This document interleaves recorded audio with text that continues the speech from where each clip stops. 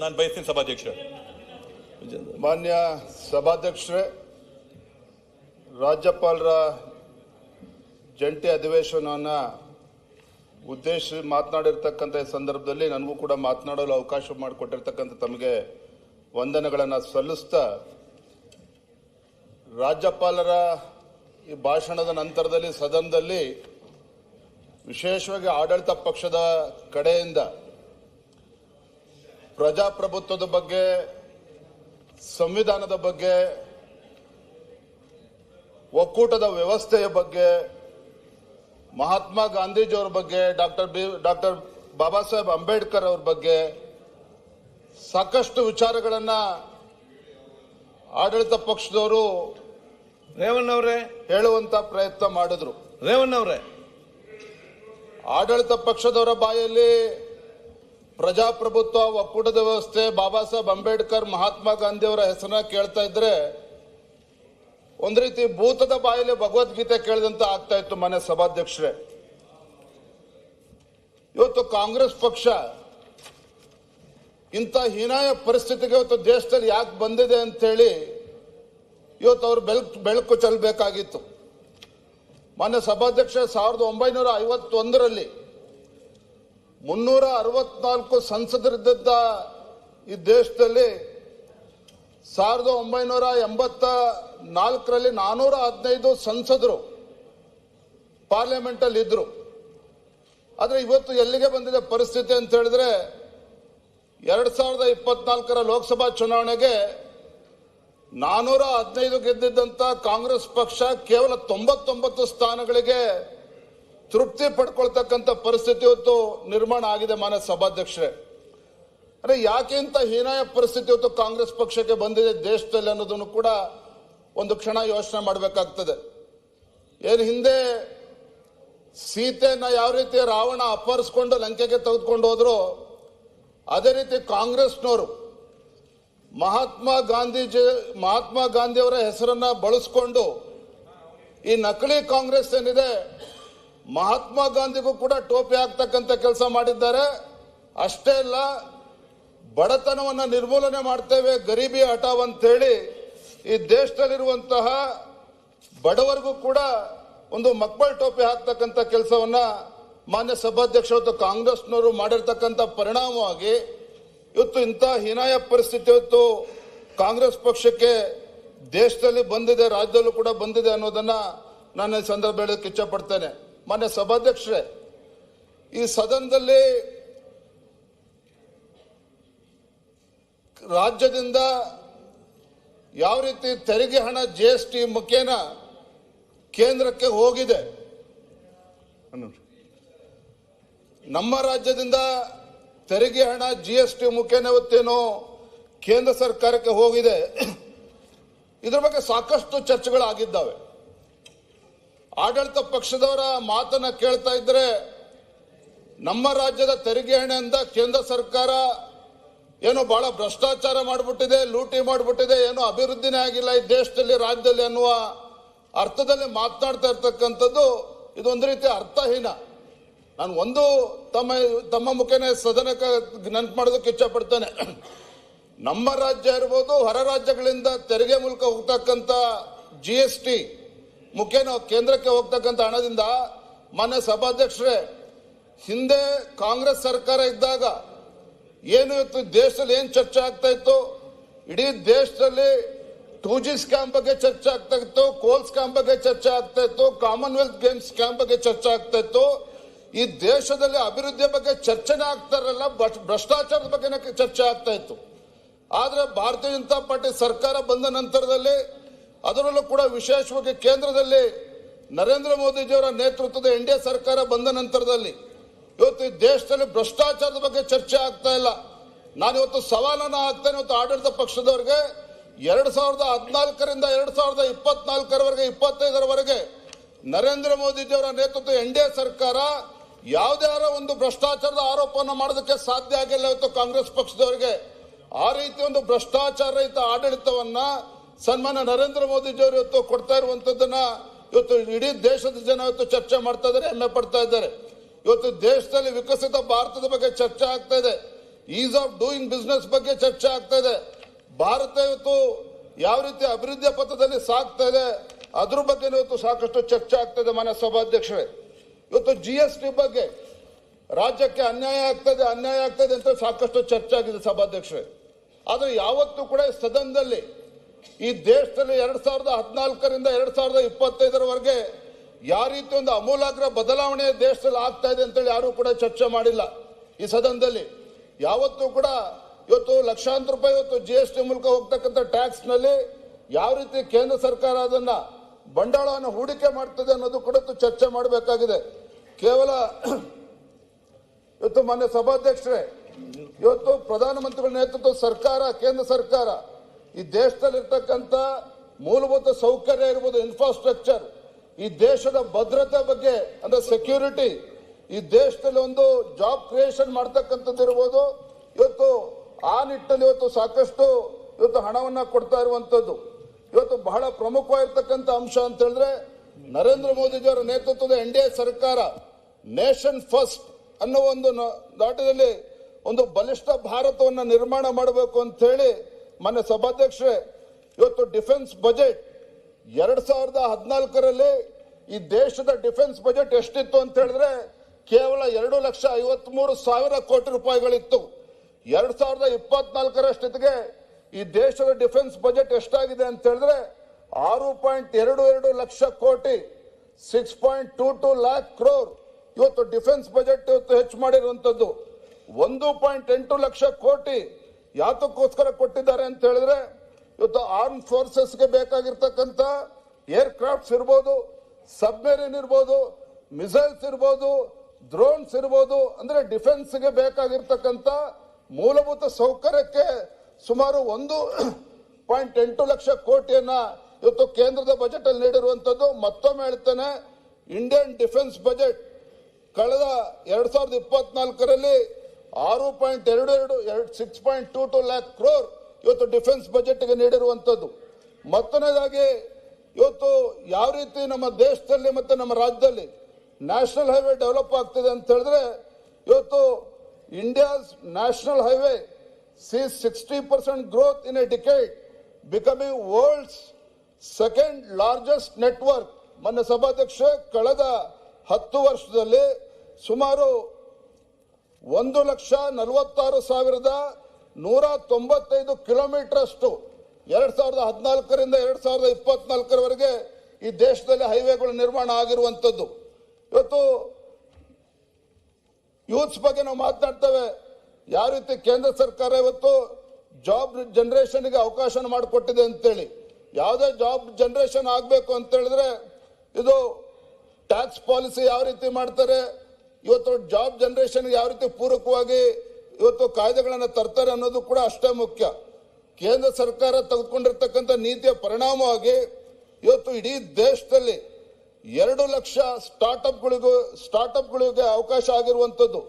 100+ ಯೂನಿಕಾರ್ನ್ಗಳು ಇವತ್ತು ನಮ್ಮ ದೇಶದಲ್ಲಿ ಹುಟ್ಟಿರ್ತಕ್ಕಂಥದ್ದು. ಇದ್ರ ಪರಿಣಾಮ ಏನು ಅಂತ ಹೇಳಿದ್ರೆ 2024ರವರೆಗೆ 16.6 ಲಕ್ಷ ಡೈರೆಕ್ಟ್ ಜಾಬ್ಸ್ ಇವತ್ತು ಇಡೀ ದೇಶದಲ್ಲಿ ಇವತ್ತು ಸೃಷ್ಟಿ ಆಗಿರ್ತಕ್ಕಂಥದ್ದು. ರಾಜ್ಯದ ಬಜೆಟ್ ಹೇಳಿ ಕೇಳಿ ಅಧ್ಯಕ್ಷರೇ. ಮಾನ್ಯ ಸಭಾಧ್ಯಕ್ಷರೇ, ರಾಜ್ಯದ ಬಜೆಟ್ ಹೇಳಿ ಇವತ್ತು ಮ್ಯಾನುಫ್ಯಾಕ್ಚರಿಂಗ್ ಸೆಕ್ಟರ್ ಕೂಡ ಯಾಕೆಂತ ಹೇಳಿದ್ರೆ ಇವತ್ತು ಮ್ಯಾನುಫ್ಯಾಕ್ಚರಿಂಗ್ ಸೆಕ್ಟರ್ ಕೂಡ ಇವತ್ತು ಭಾರತ ಇವತ್ತು ದಾಪುಗಾಲನ್ನ ಇಡ್ತಾ ಇರುವಂತದ್ದು. ಜಲ್ ಜೀವನ್ ಮಿಷನ್ ಬಗ್ಗೆ ಸಾಕಷ್ಟು ಚರ್ಚೆ ಆಗಿದೆ.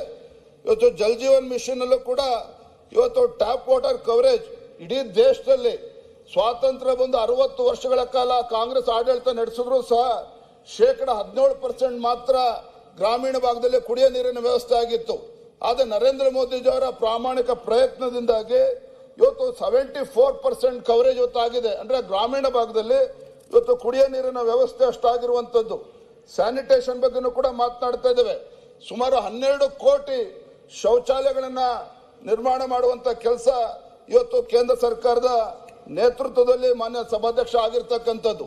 ಇವತ್ತು ರಾಜ್ಯಕ್ಕೆ ಅನ್ಯಾಯ ಆಗ್ತದೆ ಚರ್ಚೆ ಮಾಡ್ತಾ ಇದ್ದೇವೆ. ಒಂದು ನಾವು ಬಹಳ ಗಮನಿಸಬೇಕು, ನರೇಂದ್ರ ಮೋದಿಜಿಯವರ ಸರ್ಕಾರ ಬಂದಾಗಿನಿಂದ ಕಳೆದ 10 ವರ್ಷದಲ್ಲಿ ಮಾನ್ಯ ಸಭಾಧ್ಯಕ್ಷರೇ ಈ ದೇಶದ ಸುರಕ್ಷತೆ ಭದ್ರತೆನೂ ಕೂಡ ಅಷ್ಟೇ ಮುಖ್ಯ.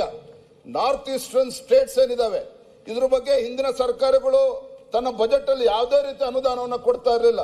ಆದರೆ ನರೇಂದ್ರ ಮೋದಿಜಿ ಸರ್ಕಾರ ಬಂದ ಮೇಲೆ ಕಳೆದ 10 ವರ್ಷದಲ್ಲಿ 6.5 ಲಕ್ಷ ಕೋಟಿ ಆ ನಾರ್ತ್ ಈಸ್ಟರ್ನ್ ಸ್ಟೇಟ್ ಅಭಿವೃದ್ಧಿಗೋಸ್ಕರ, ಅಲ್ಲಿ ಹೈವೇ ಇರ್ಬೋದು, ಮೂಲಭೂತ ಸೌಕರ್ಯಗಳಿಗೋಸ್ಕರ ಈ ಹಣವನ್ನು ನೀಡಿರುವಂಥದ್ದು ಬಹಳ ಪ್ರಮುಖವಾಗಿರ್ತಕ್ಕಂಥ ಅಂಶ. ಮಾನ್ಯ ಸಭಾಧ್ಯಕ್ಷರೇ, ಇವತ್ತು ಇಡೀ ದೇಶದಲ್ಲಿ ನಕ್ಸಲಿಸಂ ಬಗ್ಗೆ ಎಲ್ಲೂ ಕೂಡ ಚರ್ಚೆ ಆಗ್ತಾ ಇಲ್ಲ. ಕಾರಣ ಏನು?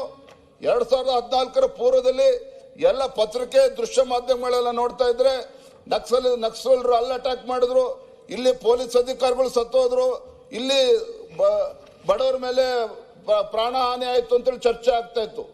ನಮ್ಮ ಕಳೆದ 10 ವರ್ಷದಲ್ಲಿ ಮಾನ್ಯ ಸಭಾಧ್ಯಕ್ಷರೇ, ನರೇಂದ್ರ ಮೋದಿಜಿಯವರು ಅನುಸರಿಸತಕ್ಕಂಥ ನೀತಿಯಿಂದ ಇವತ್ತು ನಕ್ಸಲ್ ಕ್ಷೇತ್ರಗಳೇನಿದ್ದಾವೆ ಅಲ್ಲಿ ಮೂಲಭೂತ ಸೌಕರ್ಯಗಳು, ಅದು ಮೊಬೈಲ್ ಟವರ್ಗಳನ್ನು ಅಳವಡಿಸ್ತಕ್ಕಂಥದ್ದಿರ್ಬೋದು, ಹೆಚ್ಚು ಉದ್ಯೋಗಕ್ಕೆ ಅವಕಾಶನ ಕೊಡ್ತಕ್ಕಂಥದ್ದಿರ್ಬೋದು, ಅವರಿಗೆ ಹಣಕಾಸಿನ ನೆರವನ್ನು ಕೊಡ್ತಕ್ಕಂಥದ್ದು ಇರ್ಬೋದು. ಇದರ ಪರಿಣಾಮ ಏನಾಗಿದೆ ಅಂತ ಹೇಳಿದ್ರೆ 2014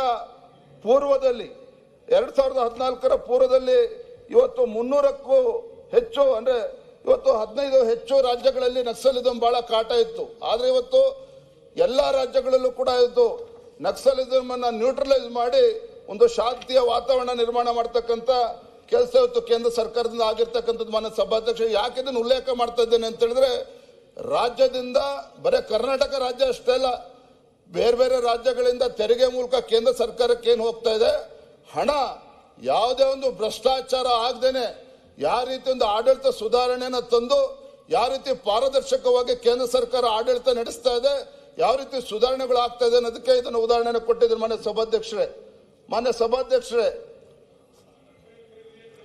ಇವತ್ತು ರಾಜ್ಯದಲ್ಲಿ ಅಹಿಂದ ಹೆಸರು ಹೇಳಿಕೊಂಡು ಇವತ್ತು ಕಾಂಗ್ರೆಸ್ ಸರ್ಕಾರ ಅಧಿಕಾರಕ್ಕೆ ಬಂದಿದೆ. ಹಾಗಾಗಿ ಸಾಕಷ್ಟು ನಿರೀಕ್ಷೆಗಳು ಆ ಅಹಿಂದ ಸಮುದಾಯಗಳ ಮಧ್ಯೆ ಹುಟ್ಟಾಕಿರ್ತಕ್ಕಂಥದ್ದು ಸತ್ಯ. ನಮ್ಮ ರಾಜ್ಯದಲ್ಲಿ ಸರಿಸುಮಾರು 1.5 ಕೋಟಿಯಷ್ಟು ಇವತ್ತು ಒಂದು ಹಿಂದುಳಿದ ಸಮುದಾಯಗಳು ಇವತ್ತು ಇರುವಂಥದ್ದು ನಮ್ಮ ರಾಜ್ಯದಲ್ಲಿ. ಈ ಸಮುದಾಯಗಳಿಗೆ ನೇಕಾರ ಇರ್ಬೋದು, ಮಡಿವಾಳರು ಇರ್ಬೋದು, ದೇವಂಗ ಸಮಾಜ ಇರ್ಬೋದು, ವಿಶ್ವಕರ್ಮ ಸಮಾಜ ಇರ್ಬೋದು, ಹಡಪದ ಅಪ್ಪಣ್ಣ ಸಮಾಜ ಇರ್ಬೋದು, ಗಾಣಿಗ ತಿಗಳ ನೇಕಾರರು ಈಡಿಗರು ಇರ್ಬೋದು, ಅಥವಾ ಹಾಲು ಮತಸ್ಥ ಸಮಾಜ ಇರ್ಬೋದು, ಈ ಸಮುದಾಯದ ಯುವ ಜನಾಂಗಕ್ಕೆ ಒಂದು ಶಕ್ತಿಯನ್ನು ತುಂಬುವಂತ ಕೆಲಸ ಮಾಡಬೇಕು ಅಂತೇಳಿ ಅನೇಕ ನಿಗಮಗಳನ್ನ, ಅಂದ್ರೆ ಹಿಂದಿನ ಭಾರತೀಯ ಜನತಾ ಪಾರ್ಟಿ ಸರ್ಕಾರ ಇದ್ದಾಗ ನಿಗಮಗಳನ್ನ ಸ್ಥಾಪನೆ ಮಾಡಿ ಅವಕ್ಕೆ ಅನುದಾನವನ್ನು ಕೊಡುವಂತ ಕೆಲಸವನ್ನ ಹಿಂದಿನ ಬಿಜೆಪಿ ಸರ್ಕಾರ ಮಾಡಿತ್ತು, ಯಡಿಯೂರಪ್ಪನ ರಾಜ್ಯದ ಮುಖ್ಯಮಂತ್ರಿಗಳಿದ್ದಾಗ. ಇವತ್ತು ಸನ್ಮಾನ್ಯ ಸಿದ್ದರಾಮಯ್ಯನವರು ಅಹಿಂದ ಒಬ್ಬ ನಾಯಕ ಅಂತೇಳಿ ಅನಿಸ್ಕೊಂಡಿರ್ತಕ್ಕಂಥ ಮಾನ್ಯ ಸಿದ್ದರಾಮಯ್ಯನವರು ಒಬ್ಬ ಅನುಭವಿ ಮುಖ್ಯಮಂತ್ರಿಗಳಿದ್ದಾರೆ. 17ನೇ ಬಜೆಟ್ ಅನ್ನ ಮಂಡನೆ ಮಾಡ್ತಾ ಇದ್ದಾರೆ. ಇವತ್ತು ಈ ಅಹಿಂದ ಸಮುದಾಯಗಳ ಪರಿಸ್ಥಿತಿ ಏನಾಗಿದೆ ಮಾನ್ಯ ಸಭಾಧ್ಯಕ್ಷರು ಅಂತ ಹೇಳಿದ್ರೆ, ಹಿಂದೆ ಬಿಜೆಪಿ ಸರ್ಕಾರ ಏನು ಅನುದಾನವನ್ನ ಕೊಟ್ಟಿದ್ರು ಎಲ್ಲ ಸಮುದಾಯಗಳ ಒಂದು ಅಭಿವೃದ್ಧಿಯ ನಿಗಮಗಳೇನಿದ್ದವು, ಈ ಸರ್ಕಾರ ಬಂದ್ಮೇಲೆ, ಕಾಂಗ್ರೆಸ್ ಸರ್ಕಾರ ಬಂದ್ಮೇಲೆ, ಹಿಂದೆ ಬಿಜೆಪಿ ಸರ್ಕಾರ 100 ರೂಪಾಯಿ ಕೊಡ್ತಾ ಇದ್ರೆ ಈ ಸರ್ಕಾರ ಬಂದ್ಮೇಲೆ 50 ರೂಪಾಯಿ ಕೊಡ್ತಾ ಇದೆ. 50 ರೂಪಾಯಿಲೂ ಕೂಡ ಬರೀ 50% ಹಣವನ್ನ ಬಿಡುಗಡೆ ಮಾಡಿರ್ತಕ್ಕಂಥದ್ದು. ಅಂದ್ರೆ ಇದರ ಪರಿಣಾಮ ಏನಾಗಿದೆ ಅಂತ ಹೇಳಿದ್ರೆ, ಈ ಸಮುದಾಯಗಳಿಗೆ, ಹಿಂದುಳಿದ ಸಮುದಾಯಗಳಿಗೆ ಆನೆ ಹೊಟ್ಟೆಗೆ ಅರೆಕಾಸಿನ ಮಜ್ಜಿಗೆ ಅನ್ನೋ ರೀತಿಯಲ್ಲಿ ಯಾವುದೇ ಒಂದು ಅನುದಾನ ಬರದೇನೆ ಇವತ್ತು ಈ ಸಮುದಾಯಗಳು ಅನ್ಯಾಯ ಆಗ್ತಾ ಇರ್ತಕ್ಕಂಥದ್ದು ನಾವೆಲ್ಲರೂ ಕೂಡ ನೋಡ್ತಾ ಇದ್ದೇವೆ. ಒಂದ್ ರೀತಿ ಕಾಂಗ್ರೆಸ್ ಪಕ್ಷ ಸ್ವಾತಂತ್ರ್ಯ ನಂತರದಲ್ಲಿ ಯಾವ ರೀತಿ ಅಹಿಂದ ಸಮುದಾಯಗಳನ್ನ ಬಳಸ್ಕೊಂಡು ಒಂದ್ ರೀತಿ ಈ ಸಮುದಾಯಗಳನ್ನ ವೋಟ್ ಬ್ಯಾಂಕ್ ಆಗಿ ಪರಿವರ್ತನೆ ಮಾಡಿಕೊಂಡಿದೆಯೇ ವಿನಃ ಇವರಿಗೆ ಯಾವುದೇ ರೀತಿ ಅನುದಾನವನ್ನು ಕೊಟ್ಟು ಆ ಸಮುದಾಯದಲ್ಲಿರ್ತಕ್ಕಂಥ ಯುವ ಪೀಳಿಗೆಗೆ ಪ್ರೋತ್ಸಾಹನ ಮಾಡೋದನ್ನ ಬಿಟ್ಟು ಯಾವ ಆದ್ಯತೆಯನ್ನು ಕೂಡ ನೀಡದೇ ಇರತಕ್ಕಂಥದ್ದು ಬಹಳ ದುರಂತ ಅಂತ ಹೇಳಿ ನಾನು ಈ ಸಂದರ್ಭದಲ್ಲಿ ಹೇಳ್ತೇನೆ. ಮೊನ್ನೆ ಸಭಾಧ್ಯಕ್ಷರೇ, ಈ ನಿಗಮಗಳು ಏನು ಸ್ಥಾಪನೆ ಆಗಿದ್ದಾವೆ, ಇದರ ಕಾರ್ಯವೈಖರಿ ಆಗಲಿ, ನಿಗದಿಪಡಿಸಿರ್ತಕ್ಕಂಥ ಫಲಾನುಭವಿಗಳ ಸಂಖ್ಯೆನ ನೀವು ನೋಡಿದ್ರೆ ಗೊತ್ತಾಗ್ತದೆ. ಕೇವಲ ಈ ಸರ್ಕಾರ, ಕಾಂಗ್ರೆಸ್ ಸರ್ಕಾರ ಮೂಗಿಗೆ ತುಪ್ಪ ಹಚ್ಚುವಂತ ಕೆಲಸ ಮಾಡಿದ್ದಾರೆ ವಿನಃ ಯಾವುದೇ ಒಂದು ನ್ಯಾಯ ಕೊಡುವಂತ ಕೆಲಸ ಮಾಡಿಲ್ಲ. ಇವತ್ತು ಆ ಸಮುದಾಯದ ಜನರು ಇವತ್ತು ಕೇಳ್ತಾ ಇದ್ದಾರೆ, ಯಾವ ಪುರುಷಾರ್ಥಕ್ಕೋಸ್ಕರ ಇವತ್ತು ನಿಗಮಗಳು ಹಾಗೆ ಉಳಿಸ್ಕೊಂಡಿದ್ದಾರೆ ಅದನ್ನು ಕೂಡ ಮುಚ್ಚಾಕ್ಲಿ ಅನ್ನೋ ಮಾತನ್ನ ಮಾನ್ಯ ಸಭಾಧ್ಯಕ್ಷರು ಮಾತನಾಡ್ತಾ ಇದ್ದಾರೆ. ಮಾನ್ಯ ಸಭಾಧ್ಯಕ್ಷರೇ, ನಾನು ಹಿಂದೆ ಬಿಜೆಪಿ ಸರ್ಕಾರ ಇದ್ದಾಗ ಜನಸಂಖ್ಯೆ ಆಧಾರದ ಮೇಲೆ ಈ ಸಮುದಾಯಗಳಿಗೆ ನಿಗಮಗಳನ್ನು ಸೃಷ್ಟಿ ಮಾಡೋದಕ್ಕೆ ಅನುದಾನ ಕೊಡುವಂತ ಕೆಲಸ ಮಾಡಿದ್ರು. ದೇವರಾಜ್ ಅರಸ್ ಹಿಂದುಳಿದ ಅಭಿವೃದ್ಧಿ ನಿಗಮ, ಅಣ್ಣ ಒಂದು ನಿಮಿಷ, ದೇವರಾಜ್ ಅರಸ್ ಹಿಂದುಳಿದ ಅಭಿವೃದ್ಧಿ ನಿಗಮ ಹಿಂದೆ ಬಿಜೆಪಿ ಸರ್ಕಾರ ಇದ್ದಾಗ 190 ಕೋಟಿ ಅನುದಾನ ನಿಗದಿಪಡಿಸಿದ್ರೆ 190 ಕೋಟಿನೂ ಕೂಡ ಬಿಡುಗಡೆ ಮಾಡಿ ಆ ಸಮುದಾಯಕ್ಕೆ ನ್ಯಾಯ ಕೊಟ್ಟಿರುವಂತದ್ದು. ಅದೇ ರೀತಿ ಮರಾಠ ಅಭಿವೃದ್ಧಿ ನಿಗಮಕ್ಕೆ 100 ಕೋಟಿ ಅನುದಾನ ನಿಗದಿ ಮಾಡಿದ್ರೆ 100 ಕೋಟಿನ ಕೊಟ್ಟಿರುವಂತದ್ದು.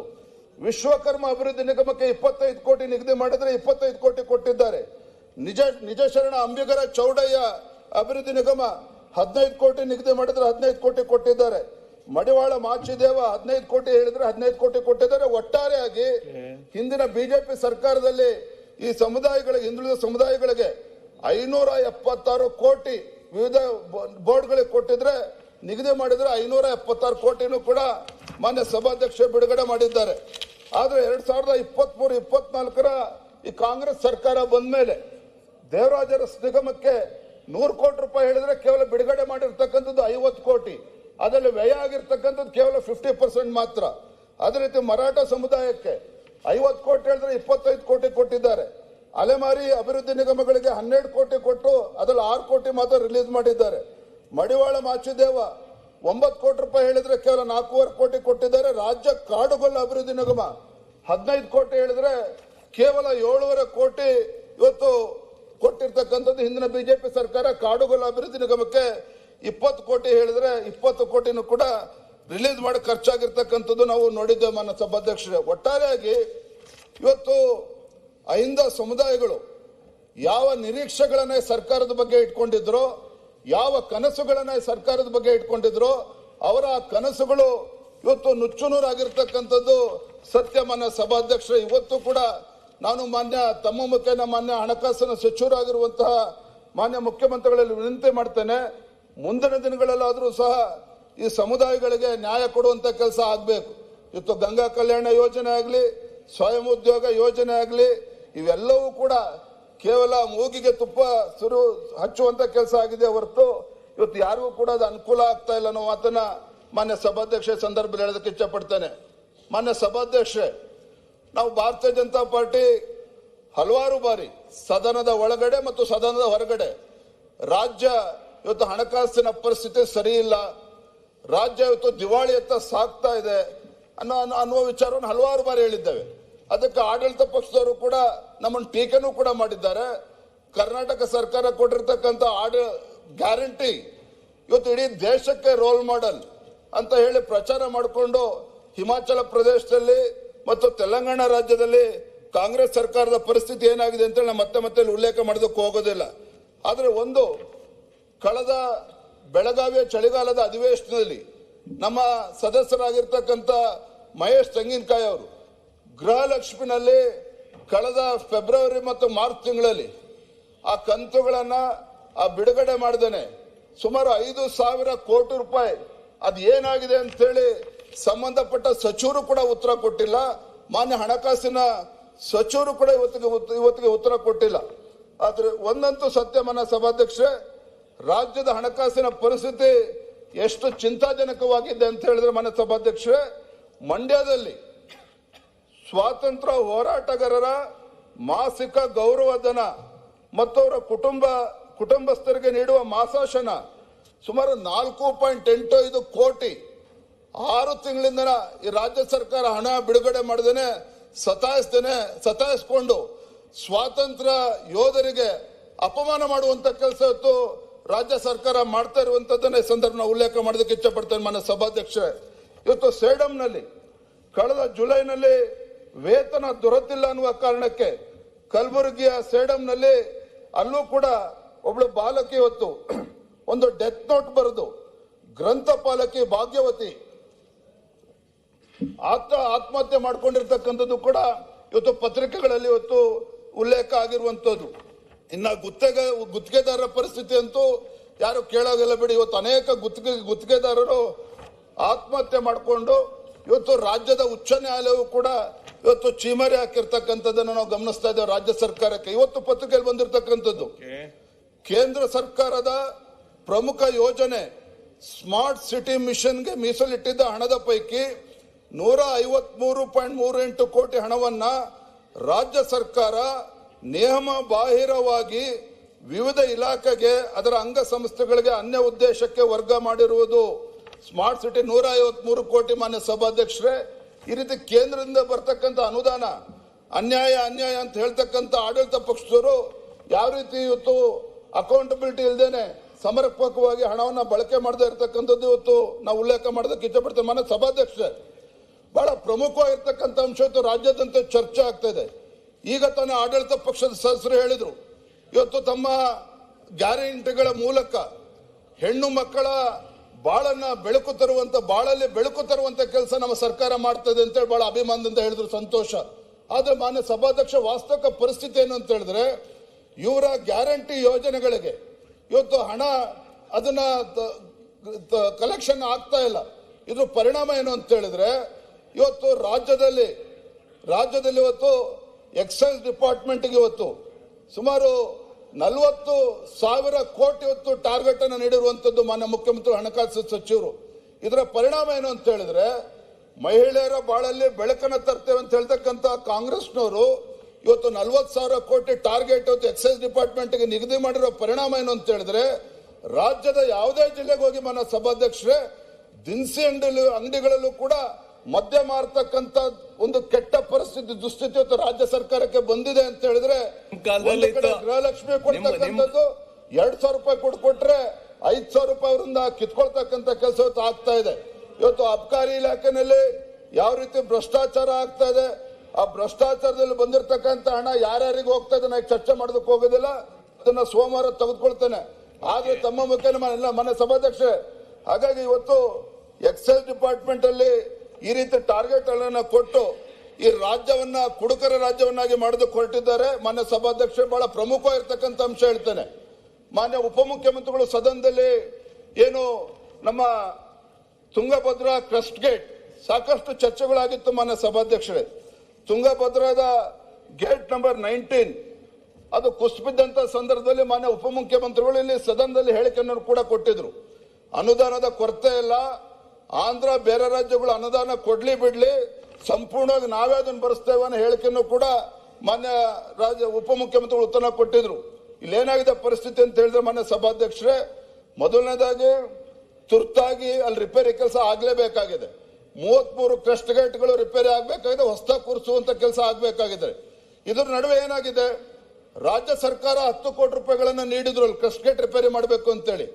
ಆಂಧ್ರ ಪ್ರದೇಶ ಸರ್ಕಾರ ಅಲ್ಲಿ 20 ಕೋಟಿ ಅವರ ಬಾಬ್ತನ್ನ ಈಗಾಗಲೇ ಕೊಟ್ಟಿದ್ದಾರೆ, ಇಲ್ಲಿಗೆ ಜಮಾ ಆಗಿದೆ.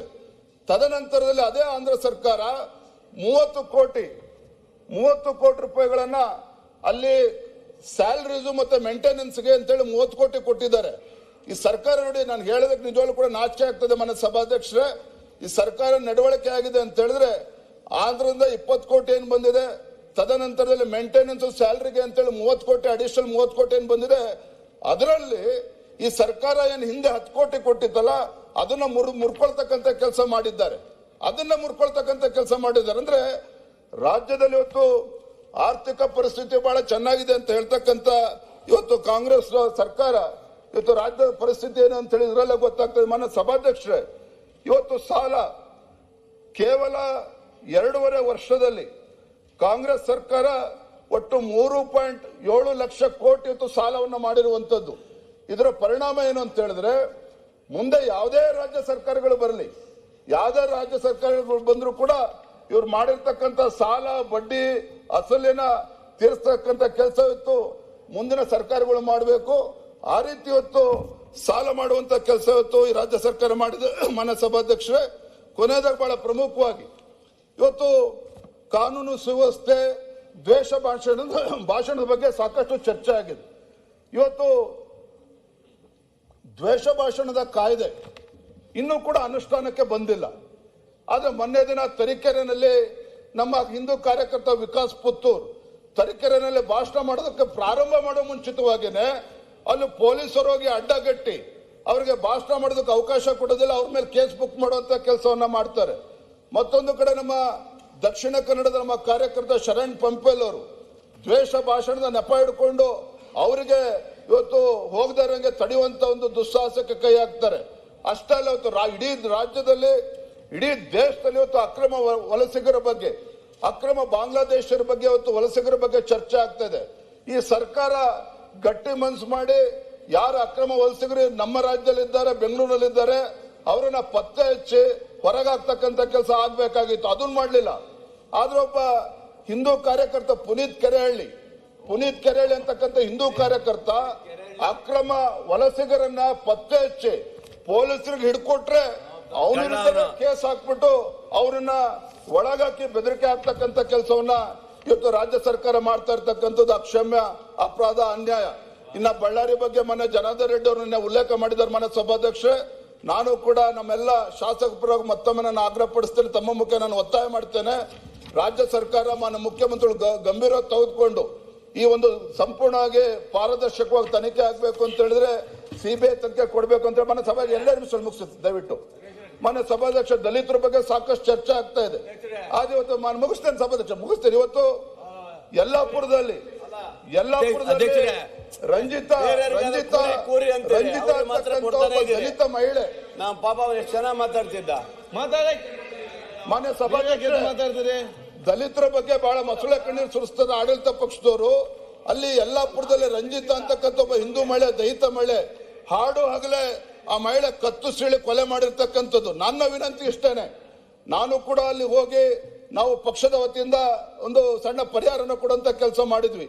ನಾವು ಒತ್ತಾಯ ಮಾಡಿದ್ವಿ, ಯಾವ ರೀತಿ ನೀವು ಮಂಗಳೂರಿನಲ್ಲಿ, ಬಳ್ಳಾರಿನಲ್ಲಿ 50 ಲಕ್ಷ 25 ಲಕ್ಷ ಕೊಡ್ತೀರಿ, ಒಂದು ಬಡ ಕುಟುಂಬ ಇದೆ, ದಲಿತ ಕುಟುಂಬ ಇದೆ, 50 ಲಕ್ಷ ರೂಪಾಯಿ ಪರಿಹಾರ ಘೋಷಣೆ ಮಾಡಿ ಅಂತೇಳಿ ವಿನಂತಿ ಮಾಡಿದ್ರೆ ರಾಜ್ಯ ಸರ್ಕಾರ ಕಾನೂನಾತ್ಮಕವಾಗಿ ಏನು ಸಣ್ಣ ಪುಟ್ಟ ಕೊಡ್ಬೇಕು ಅದನ್ನ ಕೊಟ್ಟಿದ್ದಾರೆ ವಿನಃ ಇವತ್ತು ಆ ಬಡ ಕುಟುಂಬಕ್ಕೆ ಒಂದು 50 ಲಕ್ಷ ರೂಪಾಯಿ ಕೂಡ ಬಿಡುಗಡೆ ಮಾಡ್ತಕ್ಕಂಥ ಒಂದು ಹಣಕಾಸಿನ ಪರಿಸ್ಥಿತಿ ಆಗಿ ಎಷ್ಟೊಂದು ಹದಗೆಟ್ಟಿದೆ ಅನ್ನೋದನ್ನು ಕೂಡ ಮಾನ್ಯ ಮುಖ್ಯಮಂತ್ರಿಗಳು ಇವತ್ತು ಉತ್ತರ ಕೊಡಬೇಕು. ಮಾನ್ಯ ಸಭಾಧ್ಯಕ್ಷ ಇಷ್ಟೇ ಹೇಳುವಂಥದ್ದು, ನಾನೇನು ತಗೊಳ್ಳೋದಿಲ್ಲ. ಇವತ್ತು ರಾಜ್ಯಪಾಲರ ಭಾಷಣ ಅವರ ಮುಖೇನ ಸತ್ಯ ಹೇಳುವಂತ ಕೆಲಸ ಕಾಂಗ್ರೆಸ್ ಸರ್ಕಾರ ಮಾಡಬೇಕಾಗಿತ್ತು.